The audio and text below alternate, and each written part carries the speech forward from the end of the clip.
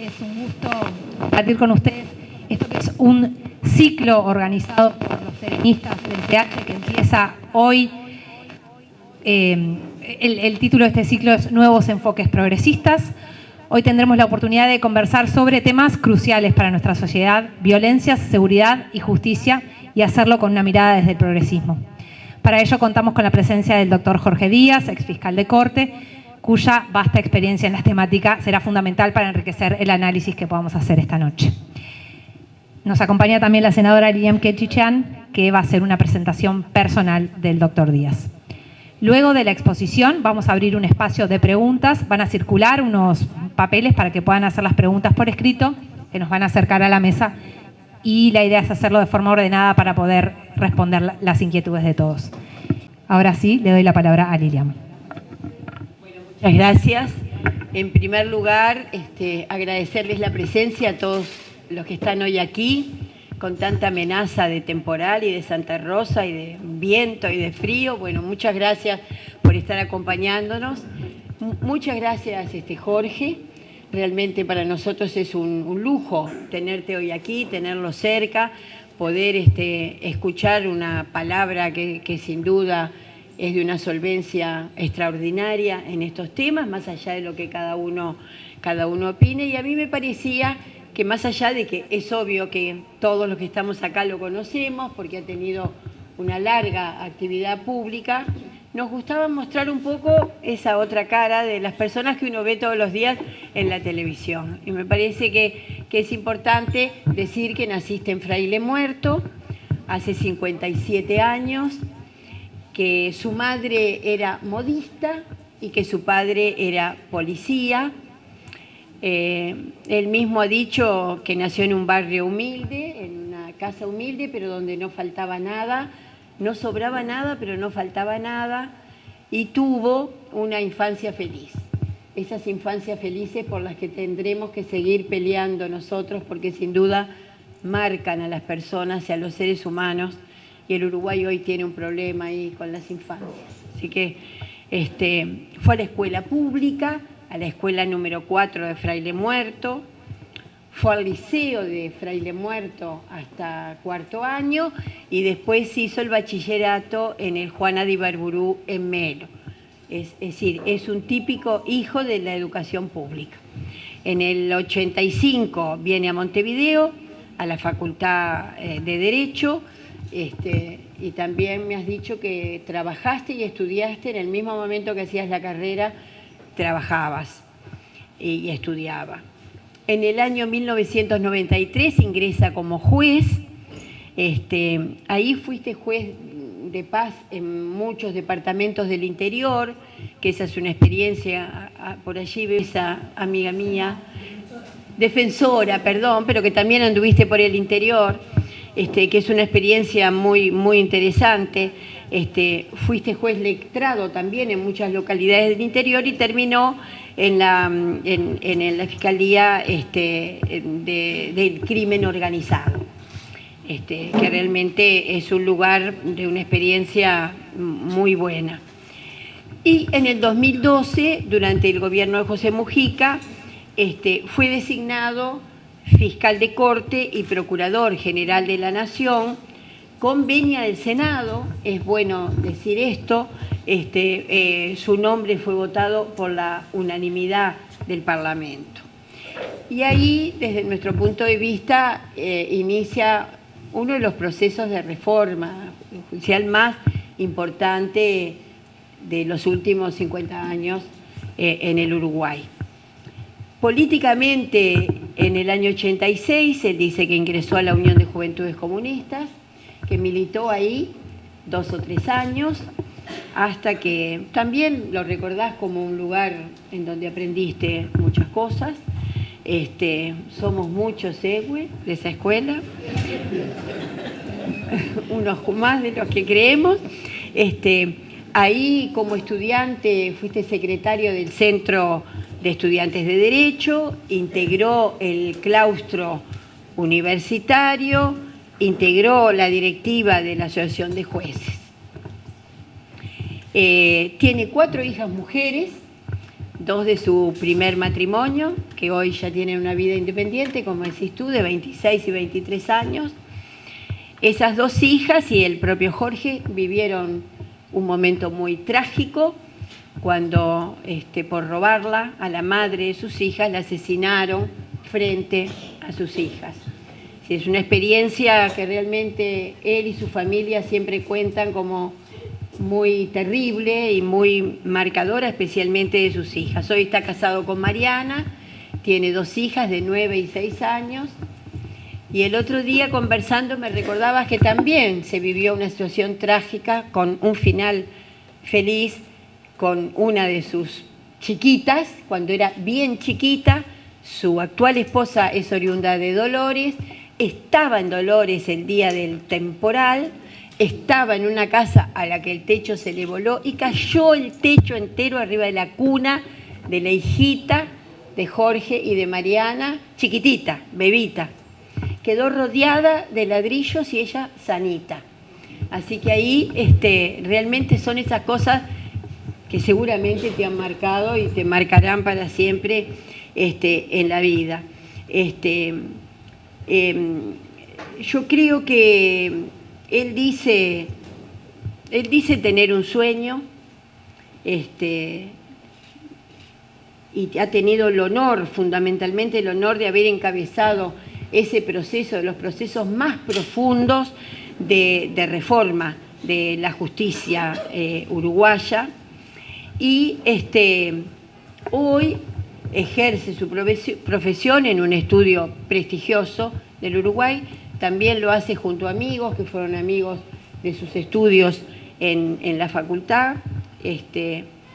Siempre lo motivó lo público y me parece que eso se le nota, y me parece que también es importante cuando queremos tener las miradas progresistas, porque nosotros tenemos sobre el Estado, el rol del Estado y el papel que el Estado juega en la vida de todos nosotros.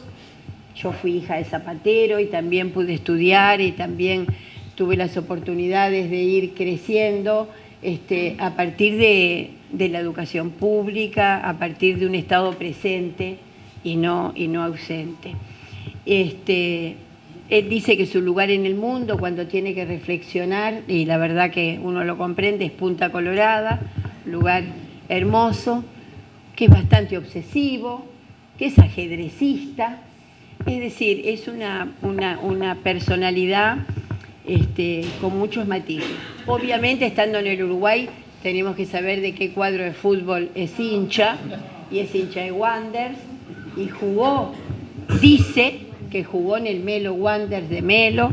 Bueno, ahora eso aparece reiteradamente en algunas figuras públicas. Y yo terminaría diciendo que es un honor porque además él dice tener un sueño.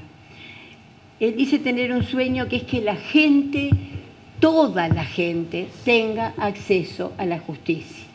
Algo que, como después escuchándolo nos vamos a dar cuenta que todavía le falta mucho al Uruguay, a los más vulnerables, y tiene el sueño de que la justicia no le muerda siempre el pie descalzo de los pobres.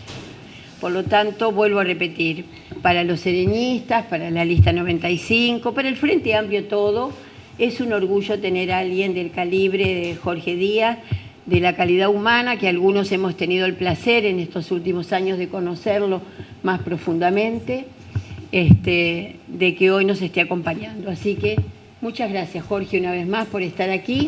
Todo tuyo.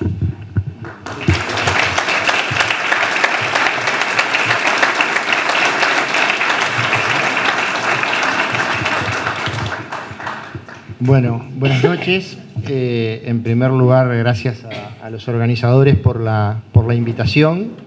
En segundo lugar, gracias a todos ustedes por la presencia en una noche fría y de anuncio de noche inhóspita.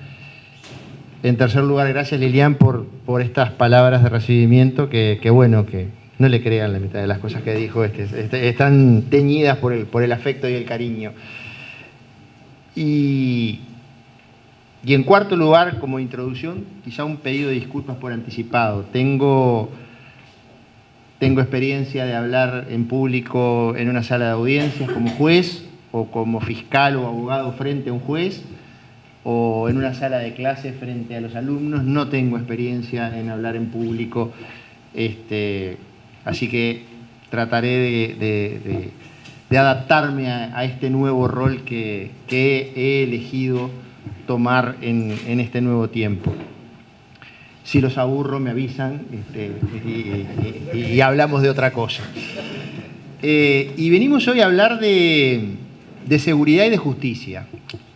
Vamos a hablar de seguridad porque la seguridad es, para los uruguayos y desde hace larga data, salvo la época de pandemia, y yo creo que aproximadamente desde el año 2009 en adelante, desde que se llevan encuestas, el principal problema para los uruguayos.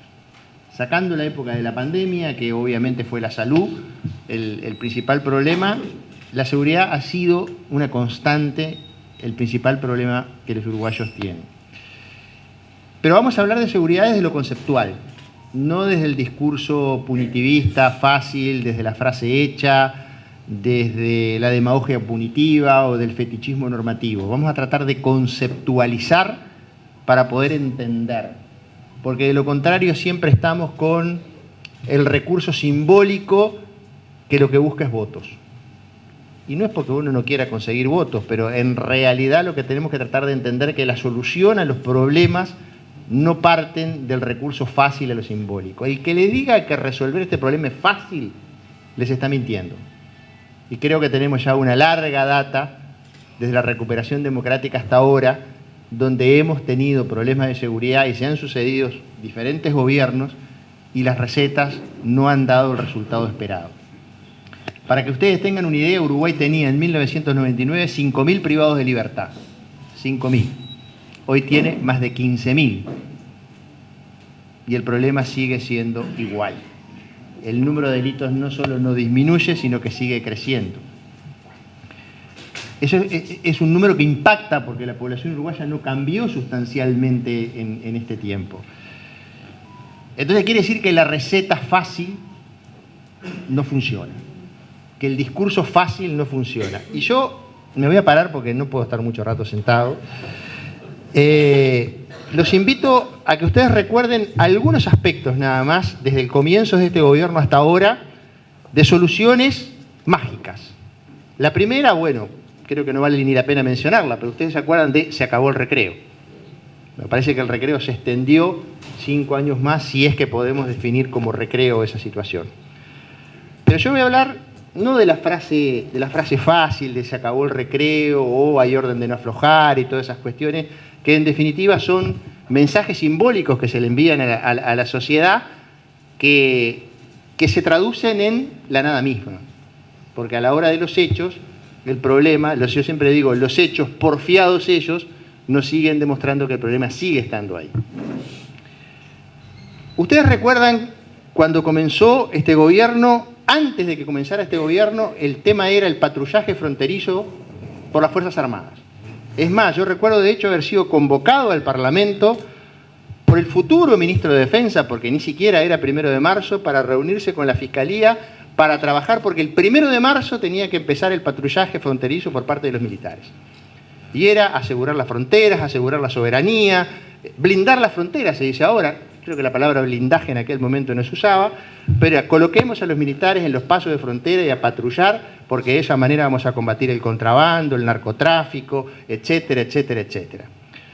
La pregunta que hago es, institucionalmente se movieron las instituciones todas, se gastaron muchos recursos, no quiero saber cuánto, en una determinada época se hablaba de las horas de vuelo de los aviones en el patrullaje fronterizo por parte de las Fuerzas Armadas. Pregunto, ¿cuánto duró? ¿Cuánto salió? ¿Y qué efectos tuvo? ¿Cuánto duró? No llegó al año.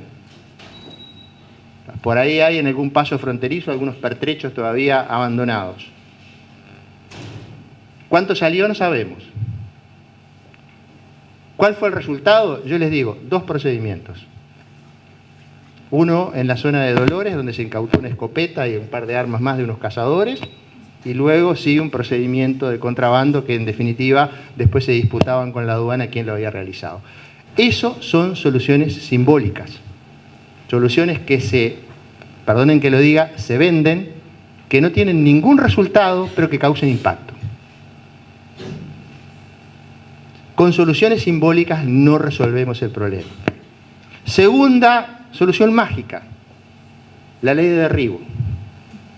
Vamos a aprobar una ley de derribo porque vamos a tirar abajo todas las avionetas de los narcotraficantes que ingresen al territorio nacional. Bien, se aprobó la ley. Minutos, horas de televisión hablando de la ley de derribo. ¿Cuántos aviones se derribaron? 0. ¿Ustedes creen quizá por un minuto que dejaron de entrar al territorio nacional avionetas con cargamentos de droga? Siempre. Bueno, segunda solución simbólica. Tercera solución simbólica, la LUC. La LUC era la solución a todos los problemas que teníamos los uruguayos, y en seguridad particularmente. Se modificó el Código del Proceso Penal, se modificó el Código Penal, la ley orgánica policial, la ley de procedimiento policial, el Código de la Niñez, solamente por hablar de los aspectos de seguridad. ¿Qué pasó?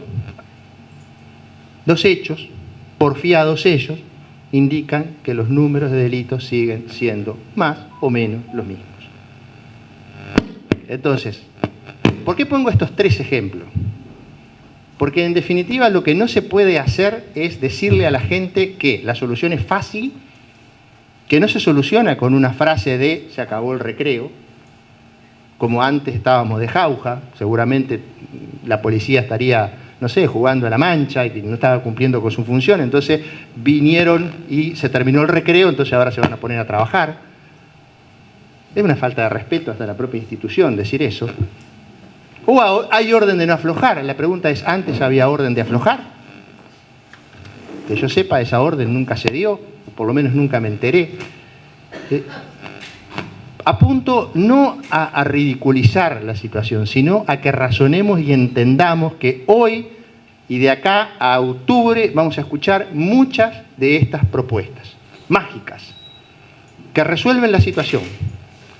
Lo que yo les puedo decir es que para resolver la situación de seguridad que tiene Uruguay hoy, hay que trabajar muchísimo, hay que ponerle mucho pienso y que no son fáciles las soluciones. Porque Uruguay tiene un problema de seguridad serio. Y cuando digo un problema de seguridad serio, es un problema de seguridad serio. Vamos a hablar de las estadísticas de homicidio un poco más adelante para que tengamos la idea de la violencia que estamos viviendo hoy y dónde está concentrada, porque no es menor. Pero también, además de hablar de seguridad en términos conceptuales, vamos a hablar de justicia, que es otro tema que a mí particularmente, bueno, he dedicado mi vida a ese tema. Y el acceso a la justicia, es un derecho humano fundamental. Y ese derecho humano fundamental es un derecho humano que es absolutamente necesario, imprescindible para un Estado de Derecho.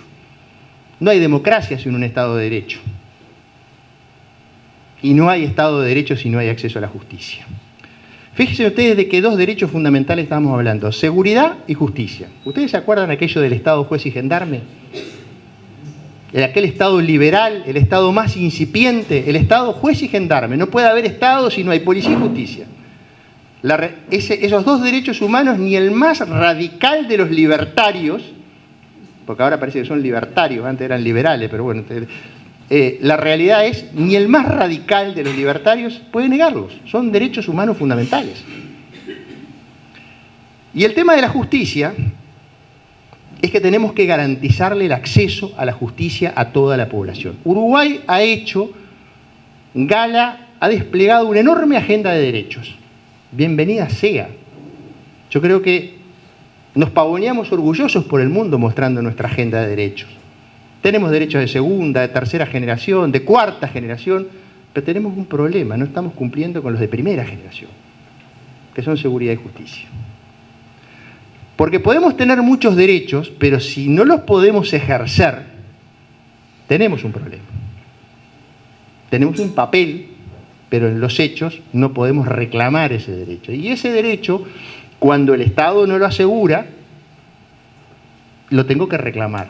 ¿Y a dónde lo tengo que reclamar? Tengo que ir a golpear la puerta de la justicia. Porque es el único que le puede ordenar a ese Estado que cumpla, porque si es un derecho del ciudadano, es un deber del Estado. Las dos caras de la misma moneda. Y para eso, ¿qué necesito? Hoy necesito un abogado. Bien. La enorme mayoría de los uruguayos hoy no tiene acceso a un abogado. Y no es porque falten abogados en el Uruguay, porque todos los años salen de la Facultad de Derecho centenares de abogados. Entonces tenemos una situación hoy en el Uruguay que tenemos abogados sin trabajo, en los cuales el Estado ha invertido una suma importante de dinero todos los años a lo del AR para formar a esa gente que luego sale y no tiene trabajo, y del otro lado tenemos ciudadanos que no tienen acceso a un abogado. ¿Cómo se resuelve eso? Bueno, según lo que uno ve, como no hay ninguna política pública en ese sentido, parece que el mercado lo va a resolver. Créanme, el mercado no resuelve eso acá ni en ninguna parte del mundo. Entonces, mientras no tengamos una política pública de acceso a la justicia, y parte de ese acceso, en definitiva, tiene que ser a través de garantizarle a los ciudadanos ese acceso a un profesional. ¿Qué tiene que ver con una defensa pública potente? Sin duda que tiene que ver con una defensa pública potente. La defensa pública en el Uruguay es hoy el hermano pobre de la justicia, ubicada ahí dentro del Poder Judicial, donde siempre se prioriza la tarea jurisdiccional, sin liderazgo, sin presupuesto, sin autonomía, sin método, sin controles, sin rendición de cuentas, donde cada uno hace lo que puede. Y ahí hay un trabajo para hacer. Yo sé que los recursos son finitos, ahora que se habla del espacio fiscal, que va a haber poco espacio fiscal, que esto, que etcétera. Está bien, los recursos son finitos, pero hay prioridades. Y en este sentido hay mucho para trabajar. Y no significa que tengamos que contratar a, no sé, 2.000 funcionarios públicos más. Nadie está planteando eso. Hay que ponerle pienso, hay que ponerle cabeza y experiencia en otras partes del mundo de cómo trabajar este tema. Pero sí necesitamos una defensa pública autónoma, sí necesitamos una defensa pública más potente o mucho más potente de lo que tenemos ahora. ¿Con eso garantizamos el acceso a la justicia? Y la verdad que no, porque seguimos teniendo problemas. Tenemos problemas de concentración en los centros poblados más importantes, tenemos problemas de concentración en Montevideo. Ustedes saben, capaz que acá los que peinan más canas recuerdan que en Montevideo antes había juzgado de paz barriales. Los juzgados estaba el de La Teja, el Cerro, etcétera, etcétera. Bueno, ¿alguno lo recuerda eso? ¿Por qué sacamos los juzgados de los barrios y los llevamos a la Ciudad Vieja?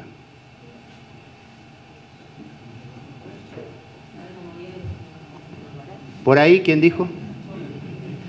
La respuesta es esa. Se concentró en la Ciudad Vieja porque en la Ciudad Vieja estaban la mayor parte de los estudios de los abogados. Entonces, alejamos a la justicia de la gente y la acercamos a los abogados. Descentralización. Hay una contradicción en justicia entre concentración y especialización y descentralización. Pero necesitamos que la justicia esté más cerca de la gente. Porque muchas veces la gente no tiene acceso y muchas veces no tiene plata para un ómnibus para venir a ver un defensor público al centro de Montevideo. Entre el público está Clara Leite. Clara fue defensora pública en Paso de los Toros, trabajamos juntos en una época. Y en nuestra jurisdicción estaba San Gregorio de Polanco, que estaba a 110 kilómetros de Paso de los Toros. Ustedes imagínense que un pescador de San Gregorio de Polanco no tenía posibilidad alguna de ir a Paso de los Toros a pedir un número a la Defensoría, para después volver a los 15 días a pedir que lo atendieran, para después volver a los 15 días y llevar la partida. Entonces, lo de San Gregorio de Polanco era realmente un problema de registro de estado civil, porque las parejas se casaban, se separaban, pero no se podían divorciar, porque para divorciar, o sea, te casaban en San Gregorio, pero tenías que ir a divorciarte a Paso de los Toros. Se separaban, tenían una nueva pareja, tenían hijos. En aquel momento a los padres casados no se les permitía reconocer hijos fuera del matrimonio porque había que proteger la familia, decía el Código Civil. Bueno, entonces empezamos a una política, era el juez letrado, el fiscal y la defensa pública se trasladaban una vez al mes a San Gregorio de Polanco y empezamos a resolver 10.000 situaciones que había de estado civil brutales. Porque imaginen ustedes que además el hijo nacido de la mujer, nacido de una mujer casada, se presumía legítimo. Y a su vez al padre que estaba casado no se le permitía, o sea, porque había que proteger a la familia. Bueno, la realidad es que no sé cuántas veces empezamos a resolver, pero ¿por qué lo pongo como ejemplo? No por darnos autobombo, porque hay que acercar a la justicia a la gente. Porque la gente, si no, no tiene acceso.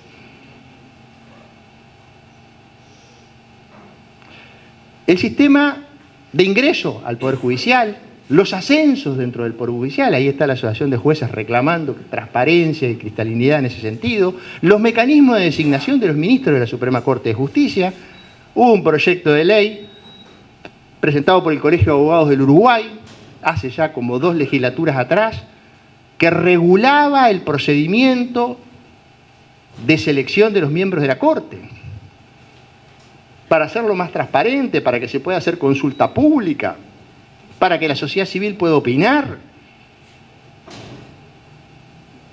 Quedó en un cajón. Nunca se probó. Hay mucho por hacer en materia de justicia. Hay mucho por hacer con recursos y hay mucho para hacer sin recursos, porque a veces lo que hay que tener es ingenio, imaginación, y hay que tener una política pública en este sentido. ¿Para qué? Para garantizarle a la gente el acceso a la justicia, que es un derecho humano fundamental y que hoy no está garantizado. Podemos seguir hablando de justicia horas, pero yo entiendo que el problema fundamental, el que más nos surge, el que más nos preocupa, es el tema de la seguridad. Pero seguridad y justicia, recuerden, van siempre de la mano, y en eso Yamandú ha insistido hasta el cansancio. Seguridad y justicia van de la mano, seguridad y justicia van de la mano. Tenemos que meternos ese chip en la cabeza, porque si no terminamos hablando de seguridad y dentro de seguridad de la policía. Porque ese es el otro error conceptual, creer que seguridad es igual a policía. La policía es parte de la solución, también a veces es parte del problema. Pero estamos hablando específicamente de ese punto. Vamos a hablar de seguridad en un sentido más amplio. La seguridad, nuevamente, ¿qué es la seguridad? Un derecho humano fundamental. Y si es un derecho humano fundamental del ciudadano, es una obligación del Estado garantizárselo. No tenemos que hablar de seguridad como hacemos habitualmente, bueno, sí, porque la institución, la policía, aquello, el diseño, fantástico. No, señores. Es responsabilidad del Estado asegurarle a ese ciudadano ese derecho. Y es nuestra obligación, yo hablo como que todavía fuera funcionario público, pero ya no lo soy, pero es obligación del Estado garantizar ese derecho. Primer derecho humano fundamental. Volvemos al Estado, juez y gendarme. No estamos hablando de toda la gama de derechos posteriores. ¿Y le estamos asegurando la seguridad a la sociedad? No. Por algo, la gran mayoría de los uruguayos considera que ese es su principal problema. Y tenemos que desarrollar una política pública de seguridad. Yo sé que cada vez que decimos política pública, otra vez vienen con ese tema. Bueno, pero el problema es que si no, ¿de qué hablamos? ¿Hacemos 13 propuestas? Decimos, vamos a blindar las fronteras. ¿Cómo cuerno vamos a blindar las fronteras? No sé. A mí me encantaría blindar la frontera, pero ¿cómo hacemos? ¿Quién no puede estar no de acuerdo de blindar la frontera para que no entren las drogas, las armas? Sí, claro que estamos de acuerdo. ¿Cómo lo hacemos? Porque la pregunta es ¿cómo? No, ya el espejito de colores del patrullaje fronterizo de los militares ya no me lo pueden vender porque no funcionó. ¿Cuál es el espejito ahora? Bueno, después vamos a hablar de ese otro espejito, pero con eso no blindamos la frontera. La cuestión está, en definitiva, en definir políticas públicas de seguridad, porque tenemos un problema serio de seguridad en el Uruguay. Uruguay hoy tiene índices de homicidios que superan los 10 cada 100.000, cuando históricamente la media de Uruguay era 5,4, 6 homicidios cada 100.000. Estamos en más de 10. Tenemos 2 departamentos, ya no solo Montevideo y Rivera, que tienen índices de 15 cada 100.000. Y tenemos entre 10 y 15 cada 100.000, tenemos Rocha, Artigas y Durazno.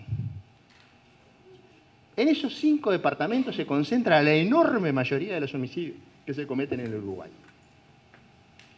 En Montevideo, donde se cometen el 55% de los homicidios del país, ustedes se van a llevar una enorme sorpresa. ¿Por qué? Porque no hay un Montevideo, hay por lo menos 2. por lo menos 2.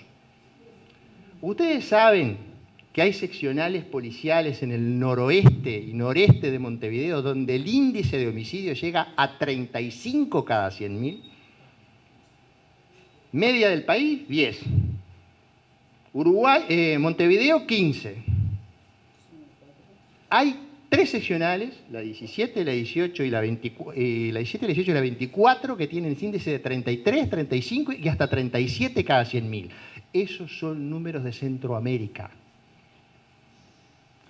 Pero concomitantemente con eso hay 5 o 6 seccionales de Montevideo que durante todo el 2023 no se cometió ningún homicidio.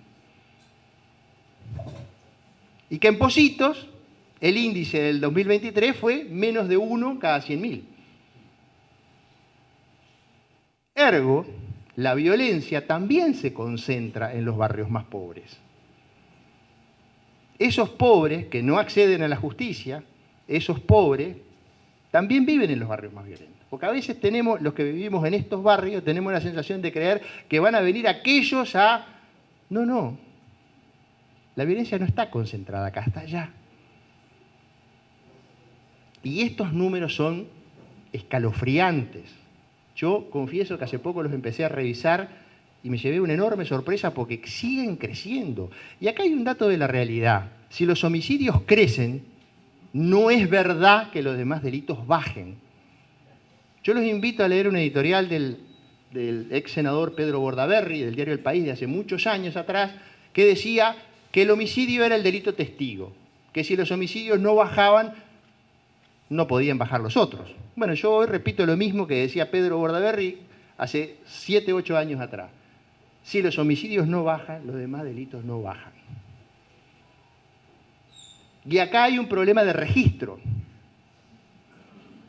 Porque lo que estamos hablando es de denuncia. Y ahí hay un problema porque la denuncia hoy se puede hacer en la seccional. Si uno quiere ir a hacer una denuncia a la Fiscalía por el sistema de la página web de la pandemia, bueno, te puede demorar un mes para hacer una denuncia. Entonces tenés que ir a la comisaría. Y en la comisaría te tratan como te tratan. A veces te tratan bien, a veces no, a veces te reciben la denuncia, a veces no. Entonces necesitamos primero tener encuestas de victimización porque es la forma real y científica y académica de saber cuál es la verdadera situación. Y las encuestas de victimización se tienen que hacer todos los años. Necesitamos también abrir bocas de denuncia. Hay en otros países donde podés hacer la denuncia. ¿Por qué en Uruguay no se puede hacer una denuncia en un centro comunal? Vuelta, acercar la justicia a la gente. Porque tenemos el mismo problema. Si sos mujer, víctima de violencia doméstica, bueno, en un determinado lugar podés quizá tener acceso a la posibilidad. Ahora, yo le trasladé en esa situación a una mujer de Tres Islas, sigo con los ejemplos de mi departamento, víctima de violencia de género en Tres Islas. ¿A quién le reclama? Si el juzgado más cercano está a 75... Convengamos que también hay un problema de descentralización territorial en Montevideo. No es lo mismo vivir en un barrio que en otro. Y digámoslo claramente, y ahí está la verdadera grieta del Uruguay. Cuando hablamos de grieta, la grieta está ahí. Y venimos de un gobierno que durante su desarrollo la riqueza se concentró. El país crece, pero los Maya Oro son los que concentran la mayor parte de la riqueza y cada vez los pobres son cada vez más pobres. Con un enorme problema, porque los pocos niños que nacen en el Uruguay nacen en esos hogares más pobres. Y la pobreza tiene cara de niña y niño. Y hagámonos cargo, porque tenemos pocos niños y además los condenamos a la pobreza. Somos un país que la tasa de reposición, no sé si alguien me puede ayudar, pero hasta hace poco era 1 a 1, por eso no crece, se mantiene estable, donde cada vez vivimos más tiempo, donde nacen menos niños y los que nacen por debajo de la línea de pobreza, la enorme mayoría. Entonces, tenemos un enorme desafío. ¿Por qué? Porque ya estamos viendo que allí se concentra la violencia. Entonces, una política pública de seguridad que tiene que tener una fase preventiva y una fase represiva, y no hay que tenerle miedo a las palabras. Yo no le tengo ningún miedo a la palabra represión.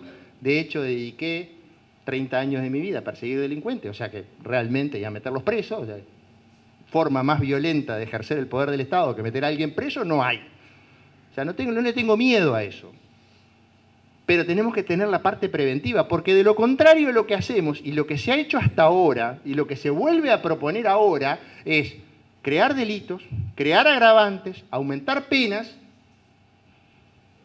y lo que hacemos es seguir llenando la cárcel, y las cárceles están llenas, pero están llenas de pobres, adictos, jóvenes y analfabetos.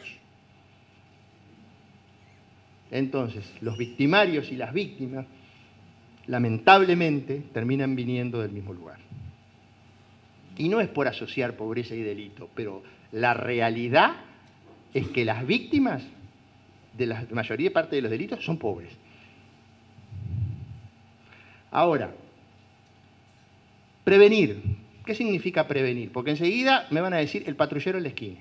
Ah, prevención es tener un patrullero en todas las esquinas de Montevideo. Bueno, eso es una parte de la prevención. Primero porque sería imposible destinar eso. Hay cuestiones de prevención que son estructurales, y dentro de las cuestiones de prevención que son estructurales está precisamente porque no nos olvidemos de una cosa, vivimos, yo no sé si siente, porque ya no hablamos más de capitalismo y socialismo y todas esas cosas, vivimos en una sociedad capitalista, no sé si alguien se enteró.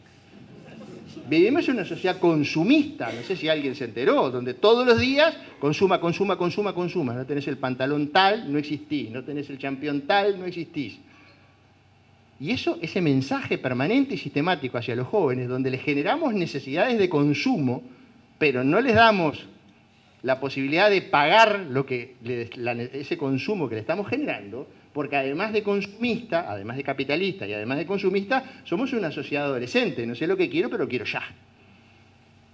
Aquello que decía Pepe del ahorro, bueno, eso olvídate. O sea, trabajar, ahorrar, juntar para después comprar, no. Ahora lo saco en 462.772 cuotas y ya pagué la segunda y la estoy refinanciando. Entonces, en esa sociedad de las urgencias, de las necesidades creadas, realmente, cuando no tenés la posibilidad, para muchos, ahí hay una mutación cultural. Lo que para nosotros es delito, para mucha gente en esas situaciones no es delito. Entonces, hago una changa. ¿Cuál es la changa? Y bueno, empiezo por trasladar pequeñas cantidades de sustancia y de a poco te van metiendo dentro de una organización. Y tenemos que tratar de, primera política de prevención, eliminar la pobreza infantil. Si vos me preguntás cuál es la principal política pública de prevención, es eliminar la pobreza infantil. Y vamos a dejarnos de joder. Si no lo hacemos por las razones correctas, que es decir, no podemos tener niñas y niños y adolescentes en la pobreza, por lo menos hagámosla por las razones egoístas. No seamos tan tontos. Segunda cuestión, tiene que ver con la educación. Porque también en las cárceles están llenos de jóvenes, pobres, analfabetos y adictos. Y acá hay una política pública que sin duda alguna tiene que atravesar también las cuestiones de seguridad. Ahora, ¿qué pasa? Tenemos una escuela que todavía contiene, pero tenemos un liceo que no contiene a nadie. Ustedes vinieron a escuchar una charla de seguridad y yo termino hablando de educación. No me retes, por favor. Pero es esa la esencia misma, porque esas son las políticas de prevención. Las políticas de prevención de la violencia. Uruguay está lleno de armas. Armas legales, de gente que tiene porte, que tiene tenencia, que las tiene en regla, y está bien, están dentro de la ley, me parece perfecto. Y armas ilegales. Hoy hay miles de armas ilegales circulando. Los chiquilines, en cualquier red social, compran una 9 milímetros por 20.000 pesos. Una 9 milímetros que además le sacan 2 percutores, le encajan un cargador de 30 y tienen un subfusil ametralladora de 30 disparos. 3 disparos por segundo, más o menos. Y eso está circulando, y eso es de fácil acceso, y eso se compra. Tenemos que tener una política de sacar las armas ilegales, que no me salgan a contestar mañana, no, Díaz propuso, está contra los que tenemos armas. No. Mi padre fue policía, en mi casa toda la vida hubo armas, legal. Si tenés la tenencia, tenés el porte, te hicieron el examen psicológico, etcétera, etcétera, es fantástico. Si no, hay que sacarlas de circulación. Y las municiones. Esa es otra política pública de prevención. Porque yo te puedo poner una pena mínima del homicidio de 200 años. Pero si las armas siguen pululando por ahí, digo, estamos atacando, en lugar de atacar la causa, atacamos la consecuencia. Porque la causa está acá. Lo que vas a atacar con los delitos, con la persecución criminal, es la consecuencia, cuando el delito ya se cometió. Entonces, ahí hay que trabajar. Y yo diría que tiene que haber toda la prevención que se pueda y toda la represión que sea necesaria. No nos olvidemos de eso. Toda la prevención que se pueda, toda la represión que sea necesaria. Porque tampoco podemos comernos el cuento de que el día que se resuelva la pobreza, se termina el delito. Porque ya nos pasó. Es decir, se disminuyó la pobreza y la indigencia a niveles casi insignificantes y los delitos siguieron creciendo. Y a nosotros nos tocaba, de este lado de la justicia, ver gente que trabajaba 8 horas en una determinada actividad y después salía a hacer un caño, porque ya que estaba, se hacía un peso extra. Entonces, no creamos que con eso vamos a resolver. Vamos a atacar las causas, pero hay que seguir trabajando. Porque hay cuestiones que son culturales. Porque además, lamentablemente, los chiquilines, y digo chiquilines de 20 años, ven la tele hoy y ser narco es facilísimo. O ellos lo ven fácil. Porque después terminan enganchados en determinadas películas que no salen más, generalmente por adicción. Y hay otra política de prevención, el combate a las adicciones. Ya vamos con varias cuestiones de prevención. Después hay un montón de otras cuestiones que son un poco más sofisticadas, como el tema de los delitos que se cometen a través de Internet, porque aprobamos la LUC y teníamos el delito de falta de respeto a la autoridad, como que el respeto fuera algo que se impone por la creación de un delito, cuando todos sabemos que el respeto se gana. Yo no le puedo imponerte a ti que me respeten, me tengo que ganar tu respeto. Porque probablemente si yo te quiero imponer a ti que me respeten, no me vas a respetar.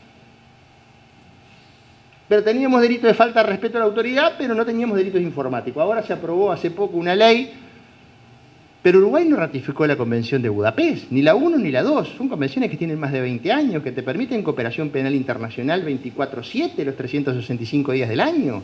¿Cómo crees que vas a perseguir el delito informático desde Uruguay si no estás conectado con el mundo? Si no estás en red, si no tenés convenciones que te permitan cooperar. Dentro de poco falta que salgan con un hacha acá a tratar de cortar la fibra para que no haya delito. Digo, vamos a ser honestos. O sea, las prioridades han estado tan alteradas que tenemos que trabajar en esa línea. Porque las estafas que se cometen a través de Internet son millonarias. Son millonarias. No estoy hablando ya de la pedofilia, no estoy hablando de la trata de personas, no estoy hablando de la pornografía, de todo lo que pasa en ese otro mundo que es Internet. Pero ahí hay que trabajar. Y hay que capacitar a la gente para que investigar y perseguir esos delitos. Y la otra, la fase represiva. Vieron que dejé, de lo que todos hablan, lo dejé para el final. Porque Uruguay está enfermo de represión. Y cree que con represión resuelve todo. Y yo no digo que no haya que reprimir. Claro que hay que reprimir. Pero conjuntamente con eso tenés que prevenir, porque de lo contrario, si no solucionás esa usina generadora de delitos, por más que reprimas, la usina sigue funcionando. Y en la materia de represión, acá hay algunas cuestiones que simplemente voy a tirar los titulares para que no se alargue demasiado, voy a dar espacio a las preguntas. Tiene que ver con la formación y la capacitación de nuestro personal policial, la jerarquización, pero no por la vía del imperio de la ley, sino por la vía de la formación, de la capacitación, de la atención. La policía es uno de los lugares donde más índice, tasa más alta de suicidio hay. La salud mental, hay que trabajar muchísimo en eso, en la formación. En segundo lugar, tenemos un Código Penal que es de 1934. Decir que tenemos un Código Penal de 1934 es un chiste, porque lo hemos cambiado tantas veces, lo hemos reformado tantas veces, que yo ya a esta altura no sé ni si tenemos código, ¿no? Porque está tan cambiado, lo cambiamos todos los días. Todos los días creamos un delito nuevo, un agravante nuevo, una pena nueva.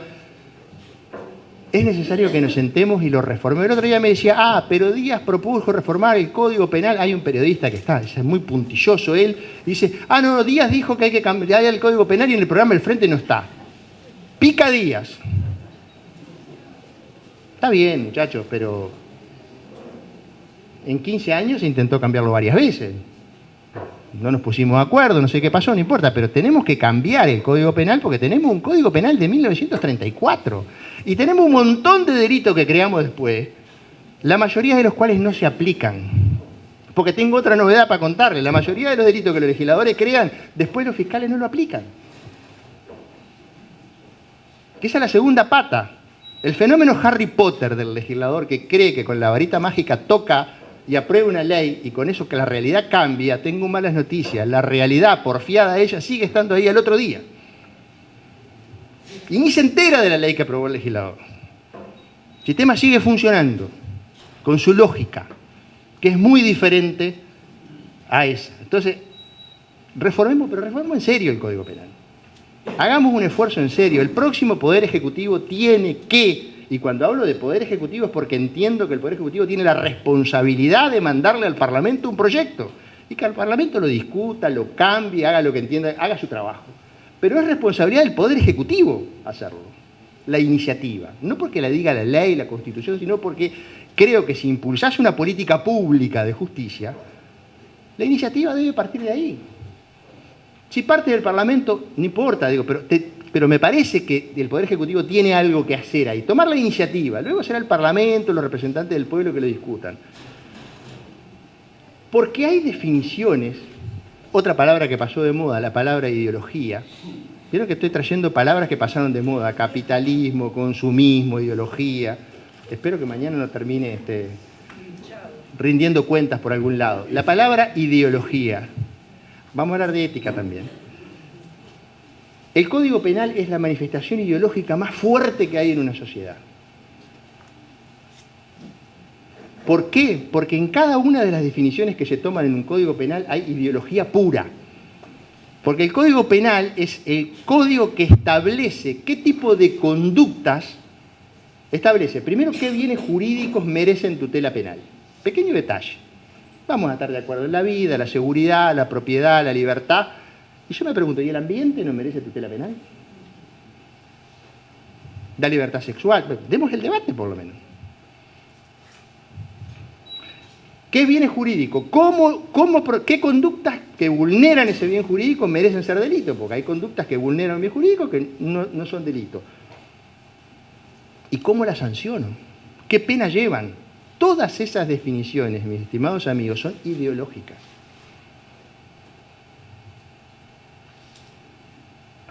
Es así.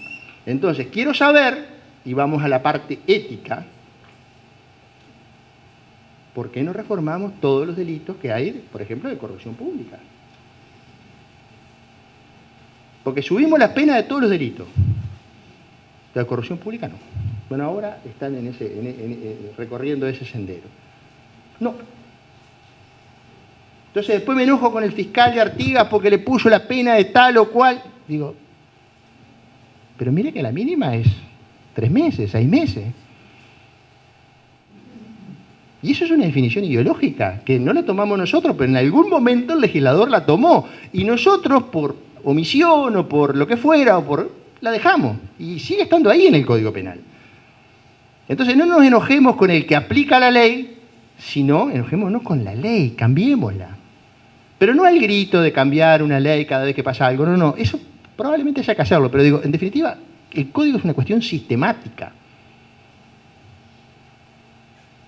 Definamos si efectivamente el Frente Amplio llega al gobierno, tiene que elaborar un proyecto de código penal y aprobarlo, moderno del siglo XXI, que contemple las conductas delictivas que existen en todas partes del mundo. Y con definiciones que serán ideológicas, porque tendremos que decir, bueno, ¿con qué pena castigamos el peculado? ¿Con qué penas hay delito de enriquecimiento ilícito? ¿Con qué pena? Y no se preocupen que alguien le diga que ese delito es inconstitucional, porque siempre va a haber alguien que va a ir al Parlamento a decir que esa figura delictiva es inconstitucional. Siempre. Siempre va a haber alguien. Entonces, definamos eso. El tema de la fiscalía, o sea, ya hablamos de la policía, su profesionalización, la necesidad de su profesionalización. Necesitamos la formación, tenemos que abrir las puertas de la Escuela Nacional de Policía para formar a nuestros futuros policías y a los futuros oficiales y a los cursos de pasaje de grado, para formarlos. Porque si no es una formación endogámica, se forman ellos mismos. Repiten el modelo, es una réplica del modelo. Y es una réplica del modelo no profesional, o sí profesional, pero además de profesional, ideológico.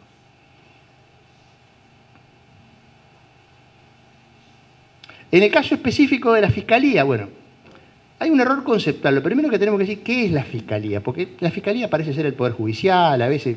La Fiscalía es el organismo encargado de la persecución criminal. Esa es por definición. La reforma que se hizo fue para que la Fiscalía fuera eso, el organismo encargado de la persecución criminal, que trabaja como auxiliar con la policía, la Dirección Nacional de Policía como primera policía, pero no es la única policía, porque hay otras policías, por ejemplo, la Prefectura Nacional Naval, por ejemplo, la Policía Aeronáutica, por ejemplo, la Dirección Nacional de Aduana, por ejemplo, la DGI, por ejemplo, y podemos seguir con muchos ejemplos. Obviamente la principal es la Dirección Nacional de Policía, la Policía Nacional, pero no es la única. Y yo creo que deberíamos ahí tener una centralizada, una mesa de policías o de organismos que cumplen funciones de policía, que se sienten por lo menos obligatoriamente una vez al mes a intercambiar información. A ver, dos preguntas.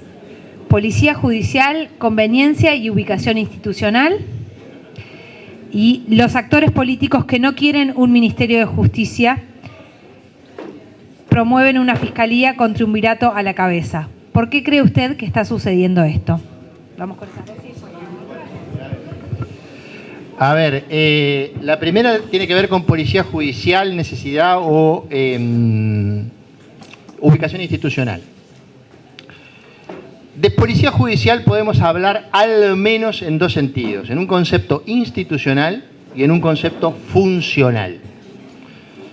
En el concepto funcional cumple el rol de policía judicial cualquier organismo de policía que auxilie al organismo encargado de la persecución criminal, que lo auxilie en la investigación, que participe en la investigación. Sería policía judicial, por ejemplo, porque ahí podríamos meternos dentro de la policía. En Estados Unidos ustedes saben que tienen bien separadas las funciones de prevención, que son los uniformados, de las funciones de investigación, que son los que no usan uniforme, para simplificarlo. En nuestra policía está bastante entreverada la cosa porque a veces cumplen funciones de prevención, a veces... La separación de la función de prevención del orden público, la seguridad, y la función de investigación, que sería la función de policía judicial, es deseable y es correcta. La cuestión está, y yo creo que por la segunda parte de la pregunta apuntan a eso, es cuando habla de ubicación institucional, está partiendo de una base que es de que necesariamente esa función debe ser cumplida por una institución diferente a la Policía Nacional. La realidad es que en el Uruguay hoy, hablando de recursos finitos y de recursos escasos, pretender crear una institución policía judicial, yo creo que sería un poco demasiado ambicioso para el orden de prioridades que tenemos en el país hoy y de necesidades que tenemos en el país hoy. Eso no significa que dentro de la policía o los organismos, ¿se acuerdan que hoy hablábamos de que hay muchos organismos que cumplen funciones de policía? Separar las funciones de investigar de la parte de prevención parece correcto porque además necesitan formaciones completamente diferentes. Y les pongo un ejemplo de algo, porque no vamos a hablar solamente de cosas negativas de este gobierno, vamos a hablar de cosas positivas, porque creo que es importante tener la honestidad y la sinceridad intelectual para plantear las cosas correctamente. En Montevideo, las 4 fiscalías de homicidios, a solicitud de los fiscales, el Ministerio del Interior constituyó 4 grupos de investigación, que cada uno de esos grupos trabaja con uno de los equipos fiscales, o sea, hay 4 equipos fiscales de investigación, 4 grupos fiscales, 4 equipos policiales de investigación. Y los resultados, en términos reales, yo el otro día escuchaba una entrevista que le hacían al fiscal Carlos Negro, decía, en su fiscalía del 50% de aclaración pasaron a un 62%. ¿Por qué? Porque se tracciona con confianza, se genera equipo, se intercambia, se forma la gente y sobre todo hay una especie de rendición de cuentas permanente, porque no hay nada más frustrante, y a mí me pasaba como juez, que tenías un homicidio, cuando los jueces investigábamos, y llamabas a la seccional y dices, deme con el oficial Rodríguez. No, el oficial de Rodríguez terminó el turno, pero el oficial Rodríguez, el que está haciendo la investigación por homicidio, no, pero él terminó el turno y se fue. Ahora estoy yo. Bueno, usted me puede decir, ¿de qué me está hablando usted? Entonces, la necesidad de formación de equipos, de profesionalización, de intercambio, de generación de confianza es absolutamente necesario. Y eso hace a la policía, a la parte funcional de la policía, en la parte de investigación. Y yo creo que eso sí es necesario. Diría, eso es imprescindible. No sé si contesté la pregunta. Ya formar una policía judicial ya sería demasiado institucional, sería demasiado ambicioso. Bueno, vamos sacando. Sí, acá tenemos todo un conjunto de preguntas vinculadas a tu opinión sobre la creación del Ministerio de Justicia, sus fines. Creo que no está funcionando, por eso no lo uso. Acá todas estas preguntas, o sea que hay mucha curiosidad sobre el Ministerio de Justicia, sus funciones, la opinión. Bueno, esta también era vinculada al Ministerio de Justicia y la Fiscalía con un triunvirato a la cabeza. Todo eso es el mismo tema. Gracias por la selección. Si tiene que haber un Ministerio de Justicia en el Uruguay, sí. Como hay en todas partes del mundo. Para los que están en contra de la creación del Ministerio de Justicia, tengo una mala noticia. En todas partes del mundo existen los Ministerios de Justicia. Existen, para hablar de Latinoamérica, en Brasil, en Argentina, en Chile, en Paraguay, en Colombia, en Panamá, hasta en Venezuela. En los países sajones, que es un modelo diferente, el fiscal general es al mismo tiempo ministro de Justicia, porque la fiscalía está dentro del Poder Ejecutivo y el fiscal general es el ministro de Justicia y fiscal general. En Estados Unidos tienen una justicia federal, en la justicia estatal pasa más o menos lo mismo. ¿Qué quiere decir con esto? Que ministerios de justicia existen en España, en Italia, en Francia, en todas partes del mundo existe. O sea, el cuco del Ministerio de Justicia nos lo metieron porque en la dictadura cívico-militar, no en el régimen de facto, en la dictadura cívico-militar, se creó un Ministerio de Justicia. ¿Para qué? Para quitarle independencia al Poder Judicial. La Suprema Corte dejó de ser Suprema Corte, pasó a ser Corte de Justicia y tenías un ministro que regenteaba todo. Crear un Ministerio de Justicia en Uruguay parte de una premisa absolutamente fundamental y única, el respeto más absoluto a la Constitución de la República. Y la Constitución de la República establece que hay funciones que en otros países pueden ser funciones del Ministerio de Justicia, pero nuestra Constitución se la asigna a la Suprema Corte de Justicia. Y eso es, mientras esté en la Constitución, para nosotros, sagrado. Ninguna de las competencias que la Constitución establece que tiene que tener la Suprema Corte de Justicia pueden ser tocadas por la creación de un Ministerio de Justicia. Punto número 1. Punto número 2. ¿Qué funciones tendría ese Ministerio de Justicia? Bueno, primera y fundamental, elaborar una política pública de justicia. Porque hoy no hay una política pública de justicia. ¿Quién define la política pública de justicia? En el Poder Ejecutivo no hay un solo organismo que se encargue de eso. En el Parlamento no hay comisiones de justicia. Hay comisiones de asuntos administrativos, de constitución y código, pero una comisión de justicia no hay.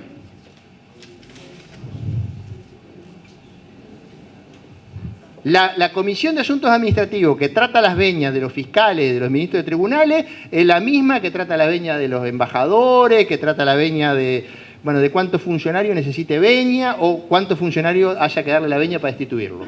No hay una especialización. Entonces, ¿dónde se define la política pública de justicia? Yo le voy a decir, en materia de seguridad, la política pública de justicia se termina definiendo en el Ministerio del Interior. Porque cuando hay un espacio vacío, otro lo llena. ¿Quién llena ese espacio en el Poder Ejecutivo? El Ministerio del Interior.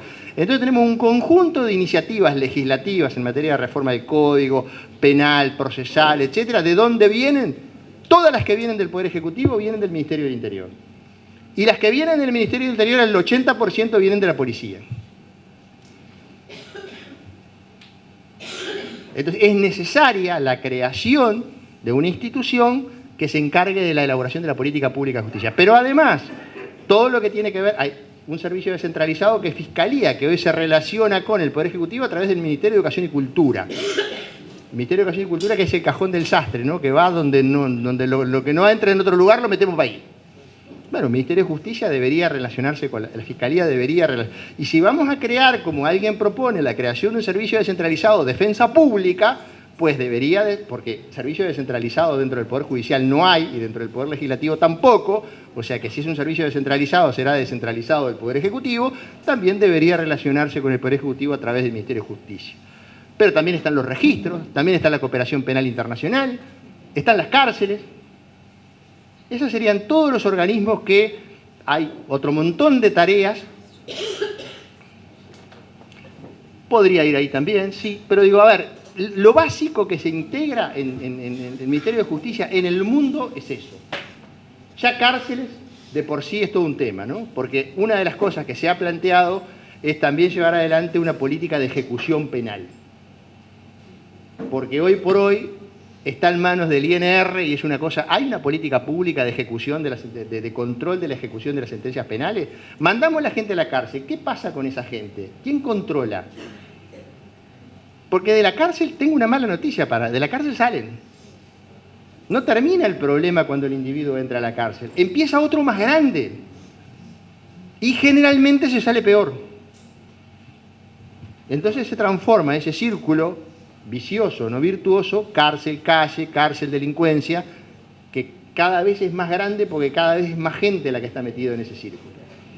No sé si contesté lo del ministerio en cuanto a la necesidad funcional. La otra cuestión, ¿por qué hay gente que no quiere Ministerio de Justicia y quiere una Fiscalía? No lo sé, habría que preguntarle a ellos. Pero yo ya dije que un triunvirato en la Fiscalía es poner uno de cada uno. La politiza, la partidiza, la colegializa a un organismo que tiene que ser absolutamente ejecutivo. Como verán, a mí no me gustan mucho los colegiados, ¿no? Pero bueno. Bueno, pero tan mal no estoy, porque según lo que dice Sasnávar hoy en Búsqueda, parece que quieren líderes autoritarios, algunos. No, pero hablando en serio, un organismo ejecutivo que tiene una función netamente ejecutiva no puede ser un triunvirato. Creo, si queda alguna duda del Ministerio de Justicia, la necesidad de... No, y saber que hay empanadas capaz que hace que no haya tanta... Ah, porque están comiendo, bueno, me parece bien. Yo me muero de ganas de estar allá. Dos preguntas vinculadas a la corrupción. ¿Por qué se habla tanto de corrupción en la función pública y no tiene importancia o castigo el privado que corrompe? Y no es vinculado a esto, pero es corrupción. Dice, ¿cuáles podrían ser los mecanismos para investigar la corrupción dentro de la policía y dentro del Poder Judicial? A ver, no tenemos delito de corrupción privada. Ese es un problema. En realidad, quien ha hecho punta a esto a nivel internacional es la OCDE, la OCDE, que ha impulsado todo un proyecto de combate a la corrupción privada o a los organismos privados que corrompen a la función pública, que es realmente interesante.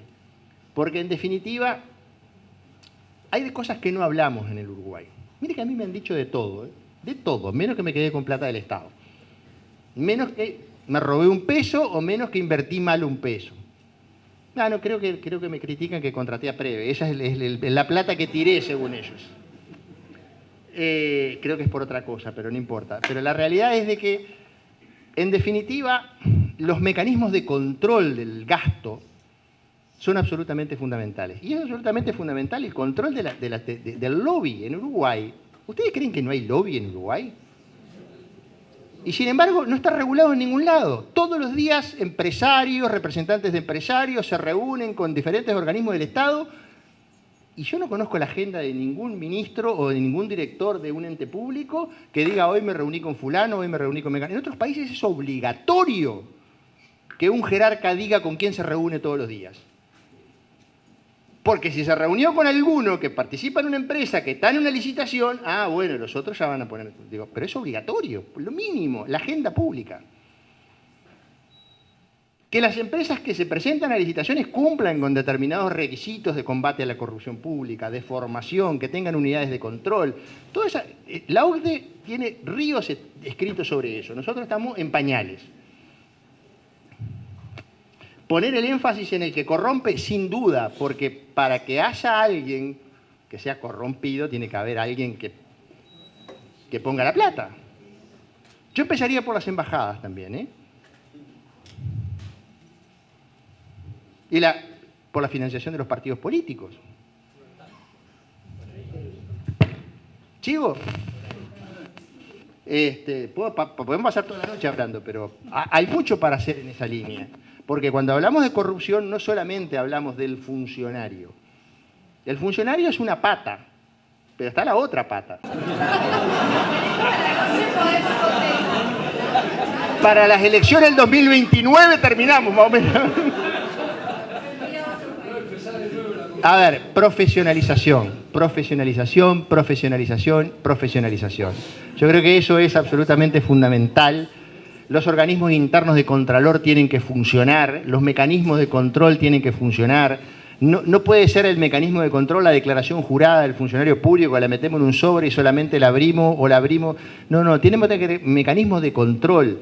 Los organismos internos A ver, ¿por qué hablo de profesionalización? Porque cuando hablo de profesionalización, hablo de que la gente se especialice, que entienda lo que hace, que entienda su profesión, que tenga vocación, que esa es la principal herramienta de corrupción. Obviamente que los organismos de control interno son fundamentales en el Poder Judicial, en la Fiscalía, en la Policía.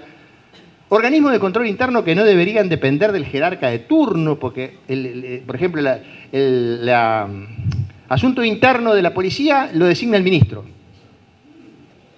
¿Por qué? Pero mire que lo hicieron todos los gobiernos.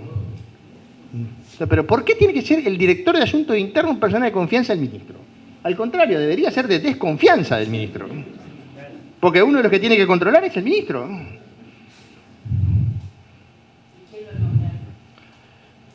¿Podemos hacer un llamado a concurso? ¿Tenemos miedo a la palabra concurso? Sí, se tiene miedo. Se tiene miedo. Sí. A ver, en otros países hacen concurso para fiscal general. En otros países, los procesos de selección de los ministros, lo primero que hay que hacer es el interesado, cuando hay un cargo en la Corte, tiene que presentarse y decir, sí, yo quiero.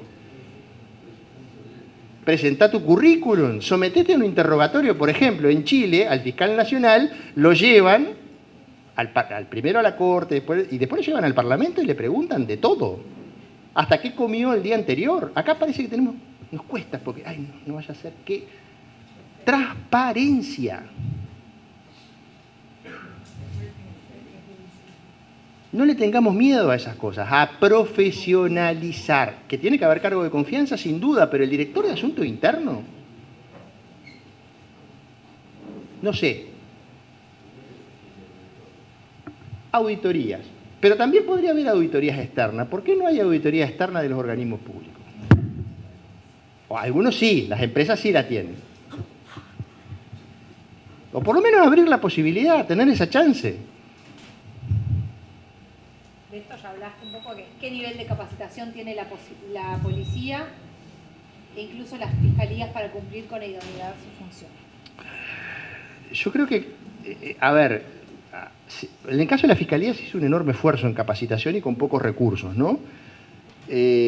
Para empezar se estableció el concurso. Cuando yo llegué a la Fiscalía no había concurso. Había concurso para secretarios letrados, pero no había concurso para fiscales. Fiscales entrabas por designación directa.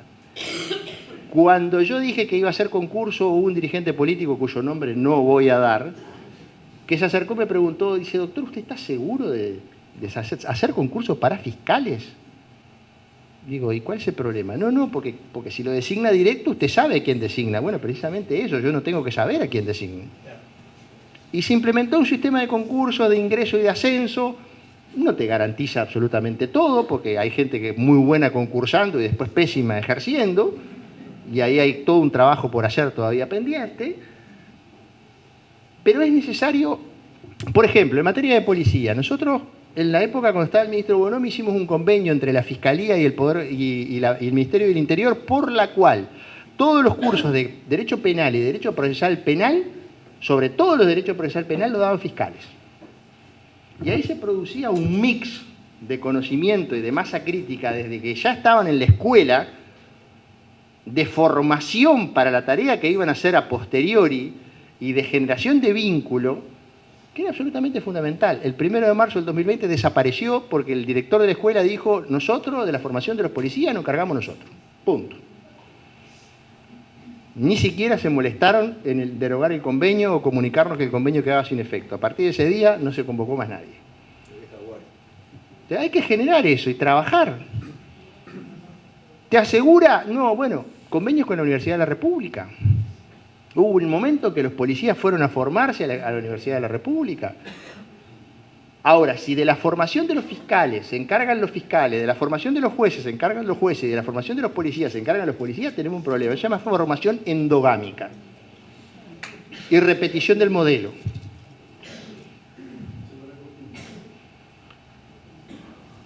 Acá te piden si podrías detallar brevemente el caso de la denuncia contra Yamandú Orsi. Uf. A ver, tomo el desafío ¿en qué sentido? Hoy hablábamos de acceso a la justicia. Y lo voy a decir porque Yamandú lo ha dicho en más de una oportunidad. Yamandú tuvo la posibilidad de contar con un equipo de abogados y un equipo de investigadores porque él o su sector político lo pudo pagar. Esa es la realidad. Es decir, él tuvo un acceso a una defensa, lo ha dicho más de una vez, que muchos ciudadanos no tienen ese acceso. Entonces, primera definición, cuando aparece la denuncia, que fíjense ustedes que era una denuncia contra un precandidato a la presidencia de la República, donde se lo trataba de corrupto, porque andaba manejando un auto oficial en horas de la noche, de borracho, porque además andaba conduciendo borracho, de contratar servicios sexuales, de poco viril, porque y además contrataba los servicios sexuales de una mujer trans. Es decir, tenía todo el contenido en negativo que el patriarcado odia, ¿no? Para empezar. O sea, el que crea que eso no estuvo pensado, obviamente la investigación no ha llegado o no llegará o no va a llegar más allá de quiénes son los que están detrás. Pero esto no se le ocurrió a dos mujeres trans en una noche de juerga en algún boliche. Fue una película, una muy buena película, muy mal ejecutada porque las actrices eran muy malas. Pero la realidad es que estaba todo bien pensado. Hasta la fecha. Ustedes fíjense que el delito que se denunció prescribía el 10 de junio, unos días antes de la elección interna. ¿Y cuál era la apuesta? ¿Que se probara que Yamandú había hecho eso? Obviamente que no. Sabían que eso era improbable, pero la apuesta era que se archive por prescripción, entonces iban a poder decir hasta... Ustedes imagínense que nosotros no hubiéramos logrado demostrar que el hecho no había ocurrido, porque aparte era trabajar en 2 meses para demostrar que no ocurrió un hecho, que supuestamente había ocurrido 10 años antes. Si no se hubiera logrado eso, seguramente hoy estaríamos hablando, porque no iba a faltar quien, jaja, sí, no se probó, pero tampoco se probó que no lo hizo. Yo estoy seguro que lo hizo. Y ahí hay un tema que es, ahí hay 2 temas. La porquería en la política, o sea, la noticia falsa, el insulto, el agravio, pero sobre todo el contenido de la noticia falsa. Yo digo algo y no me importa si es verdad o no, pero porque algo queda. Repito, el modelo Trump, ¿no? Repito, algo va a quedar. No importa que sea mentira. Lo que importa es que la gente lo crea. Y siempre vas a tener un segmento que te va a creer. Esa es la primera cuestión. Y la segunda es la utilización, y acá hay un tema justicia y política que algún día le tendremos que entrar, que es en definitiva la utilización de los organismos de justicia como herramienta política. Y eso lo podemos ver en Brasil, claramente con Lula, lo podemos ver hoy en España con el caso Begoña Gómez y Pedro Sánchez, y podemos repetir ese modelo en muchas partes del mundo. Que no quiere decir que la investigación de cualquier político por corrupción sea una persecución política.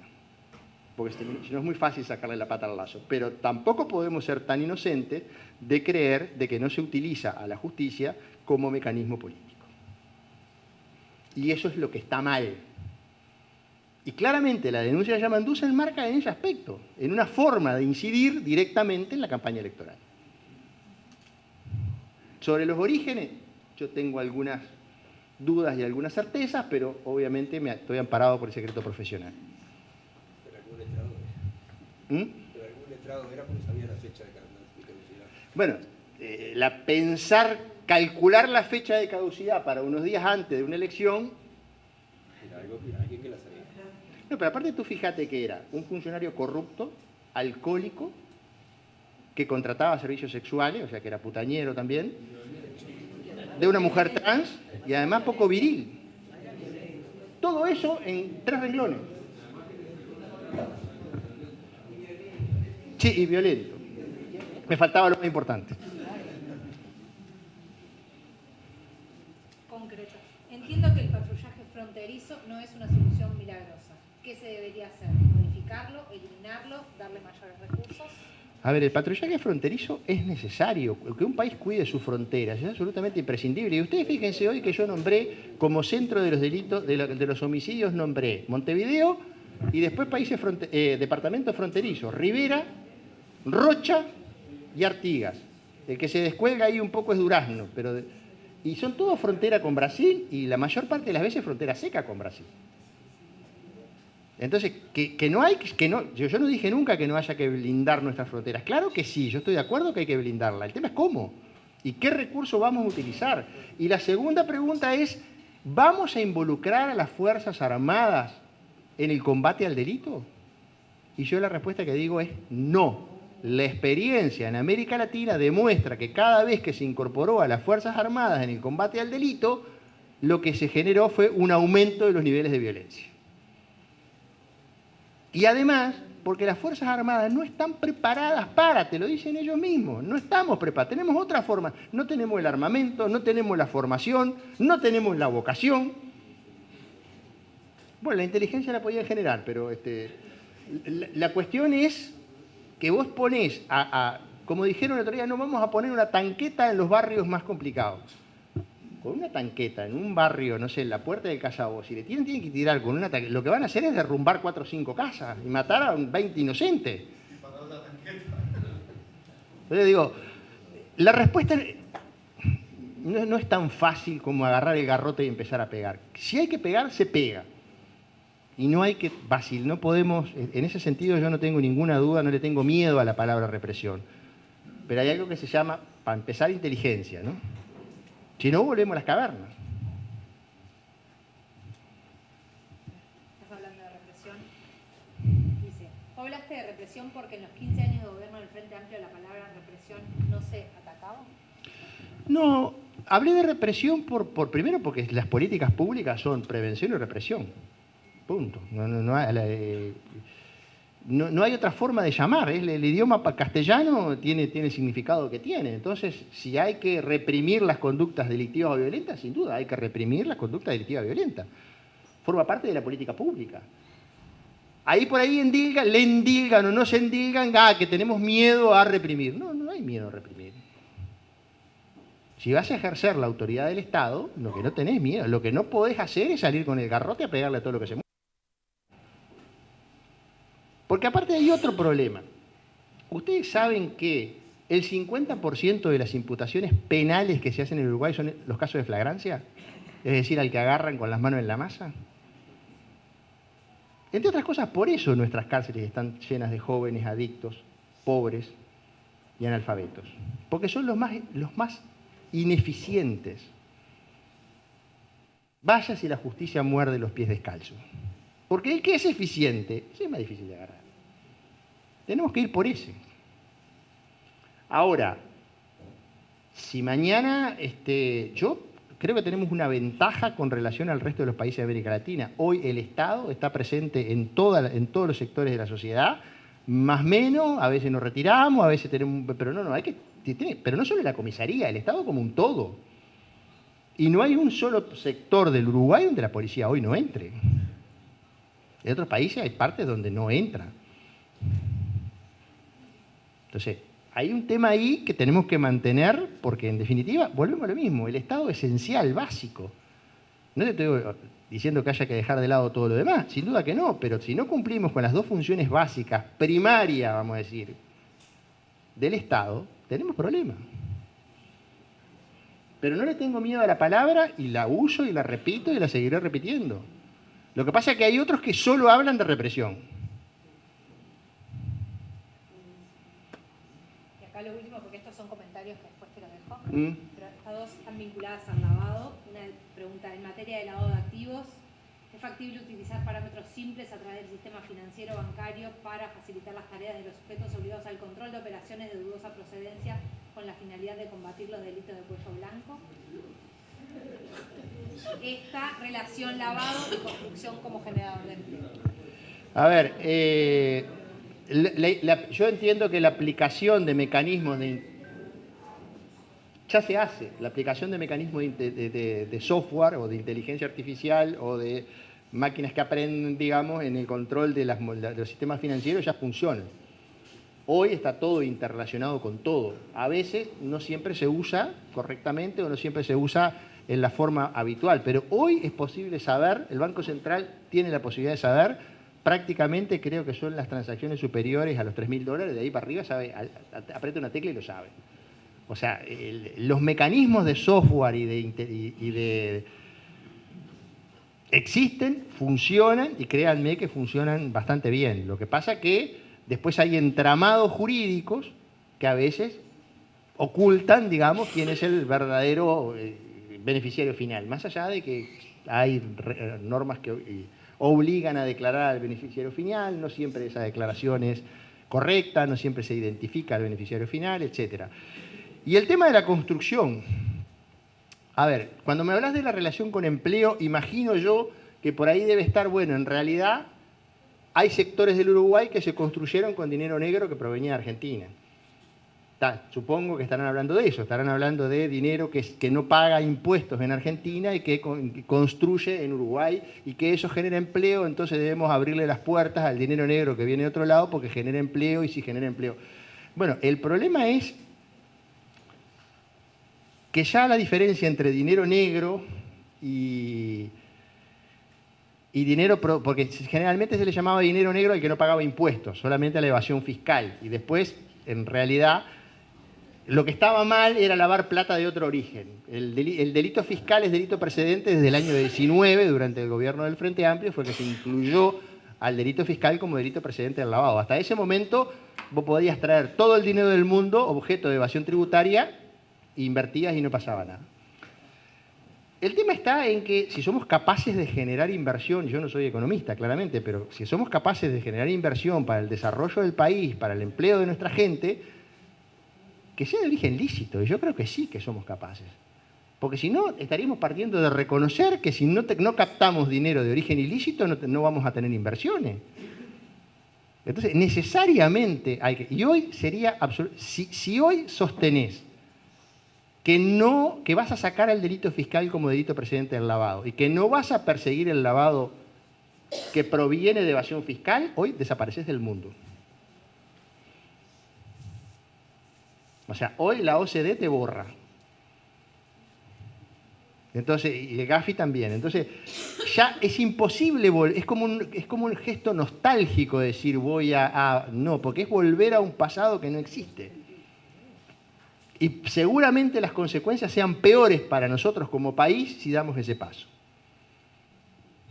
Porque además tampoco es que seamos Brasil o Argentina, una superpotencia, no, somos un país pequeño que tiene dos grandes virtudes, su gente y la seguridad jurídica. El respeto por el contrato. No nos olvidemos de eso. Uruguay no se puede permitir el lujo de la violación del contrato. Cuando el Uruguay asume un compromiso como Estado, lo debe cumplir, porque en la medida que no lo cumpla, perdemos primero una de nuestras principales virtudes de las que miran los inversores, ¿no? ¿Qué le pasa a la Argentina? Yo el otro día fui a Buenos Aires, me tomé un taxi y el taxista, vieron que los argentinos, los taxistas hablan y hablan y hablan. Y dice, sí, este hombre bajó esto, bajó aquello. Y dice, bueno, pero ¿y dónde están los inversores? No, es que van a venir y si cada vez que vienen le robamos la plata. Eso decía el taxista, ¿no? ¿Qué le está pasando a Argentina? No tiene seguridad jurídica. No le da seguridad jurídica a los inversores. Y por más ganancias y beneficios que le ofrezca, si no le da seguridad jurídica, los inversores no vienen. Y un país chico como el nuestro, eso es una virtud. El día que empecemos a incumplir la palabra del contrato que el Estado da, el día que el Estado deje de pagar un bono, olvídate, porque en el mundo somos un país tan pequeño, con tan poco peso, que nuestro peso está, entre otras cosas, en eso, en la seguridad jurídica. Gracias.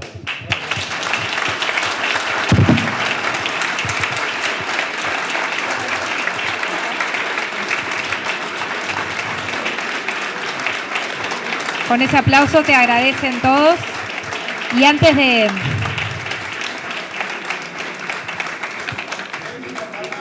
La palabra a Lilian para cerrar esta jornada. No, brevemente, agradecerle a Jorge. Me parece que fue muy rico el intercambio. Es un tema realmente que le preocupa a los uruguayos. Las bases programáticas del Frente Amplio y sus unidades temáticas, así como trabajaron en muchos temas, trabajaron en estos temas también, a partir de la propia experiencia de nuestros 15 años de gobierno. El programa nuestro contiene la creación del Ministerio de Justicia, de separar la represión de la rehabilitación, que a nosotros nos parece que puede ser un cambio sustancial. Y también aquí nosotros, los sereñistas, venimos diciendo que hay algunos temas que no los vamos a poder resolver solos, que requieren grandes acuerdos nacionales, grandes políticas de Estado, porque son un desafío enorme. Todos los que recorremos el país hace 4 o 5 años veíamos la penetración del narco en Montevideo, en Canelones, Maldonado, San José, en el área metropolitana. Hoy les puedo asegurar, compañeros, que no hay pueblito al que uno no vaya donde no te digan que el narco está presente, dominando la vida de pequeños poblados o de grandes poblados.